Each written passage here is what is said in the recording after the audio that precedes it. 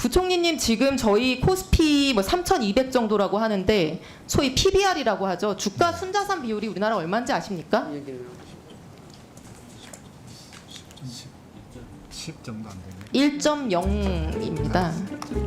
서울대 경제학부 나와 행시까지 합격하신 분이 PBR 10배 발언으로 논란에 휩싸였습니다. 공부 잘하고 똑똑하다고 해서 모든 수치를 기억하고 있을 수 없고 그걸 암기하라고 강요하는 것은 불필요한 행동입니다. 하지만 PBR 10배 발언은 본인의 생각이 아닌 컨닝을 통한 답변이었습니다. 자격증이나 입학시험과 달리 사회생활은 오픈북이니까 컨닝을 잘하면 잘할수록 일을 잘할 수 있습니다. 하지만 PBR 10이라는 정보는 듣자마자 오답이라는 것을 알고 걸러낼 수 있어야 합니다. 옆에서 10 이런다고 PBR이 10이라고 대답하는 거는 PBR의 개념을 잘 모르고 있었다고 봐야 합니다. PBR 10 논쟁이 왜 문제인지를 본다면은 지난 영상에 있지만 저 PBR은 풀어야 할 숙제이지만 주식시장은 그리 간단하지 않습니다. PBR이 의미하는 것은 현실과 괴리가 크기 때문에 현실을 봐야 하는데 PBR 자체를 모르고 있다면 해결할 수 없을 것입니다. 저 PBR을 저평가라 오해하는 투자자들이 많이 있습니다. 저 PBR은 저평가일 수도 있고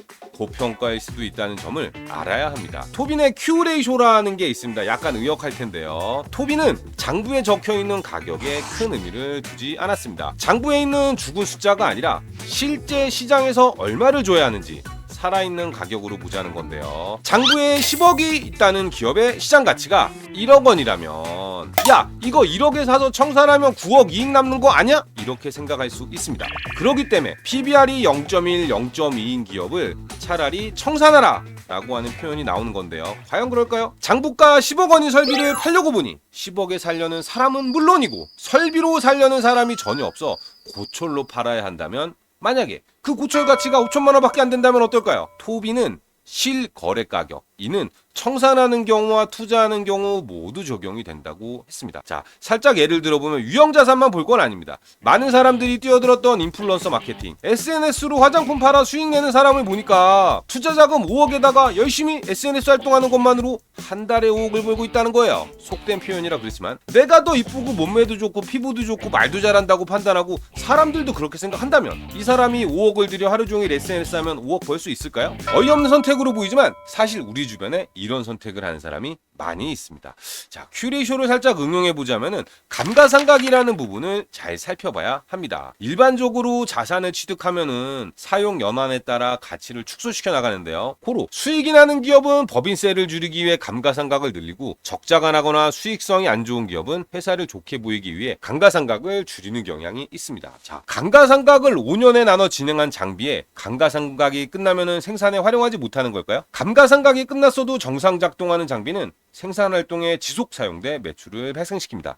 PBR은 어떨까요? 감가상각을 통해 장부에서 날려버렸기 때문에 당연히 PBR 계산에 사용되는 자기 자본에선 빠져 있습니다. 감가상각이 끝난 장비를 활용해 매출을 일으키는 기업의 PBR은 높아 보이고 반대로 동일한 장비를 활용하지만 감가상각이 끝나지 않은 기업의 PBR은 낮아 보이는 경향을 보입니다. 이는 물가 상승과도 관련되는데요. 물가는 매년 올라갑니다. 그나마 소비재는 정부가 통제를 해주지만 산업재의 경우 시장 물가 저리 가라고 변동합니다. 최근 건설업가 부담이 상당하다고 하니 건설업을 예로 들자면 동일한 원재료를 사용해 똑같은 건물을 짓는다고 생각해봅시다. 철근 시멘트가 1억 원일 때 공사를 시작한 업체와 1년 뒤 철근 시멘트가 2억 원으로 오른 시점에 공사를 시작한 업체가 있다고 생각해봅시다. 완공 시점은 다르겠지만 분양 시기가 겹쳤다고 보면 공사 기간을 2년 정도 잡으면 1년 전 공사를 시작한 업체의 원가는 3억 원, 1년 뒤 시작한 업체의 원가는 4억 원이 될 것입니다. 사업을 시작할 때 마진율 10%를 목표로 했다면 A 업체는 원가 3억에 마진 10% 해서 3억 3천,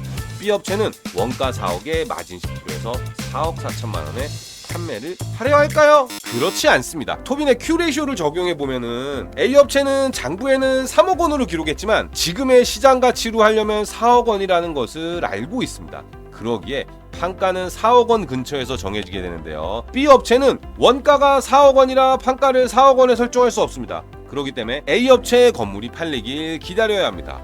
문제는 물가는 오르기도 하지만 내리기도 한다는 것입니다. 소비자는 그런 일이 가끔 있지만 산업재해는 빈번하게 발생하는데요. A업체가 4억 원에 내놓은 건물이 팔리고 다음은 내가 돈 벌 차례구나 기다리던 B업체 입장에선 어처구니 없겠지만 철근 시멘트 가격이 1억 5천만 원으로 내려가는 일이 발생했습니다. B업체는 장부에 건물 4억 원을 적어두겠지만 토빈의 큐레이션으로 보면은 건물의 가치는 3억 원에 불과한 겁니다. B업체는 부동산 불패, 건물은 가지고 있으면 오른다는 생각으로 기다리기로 했습니다.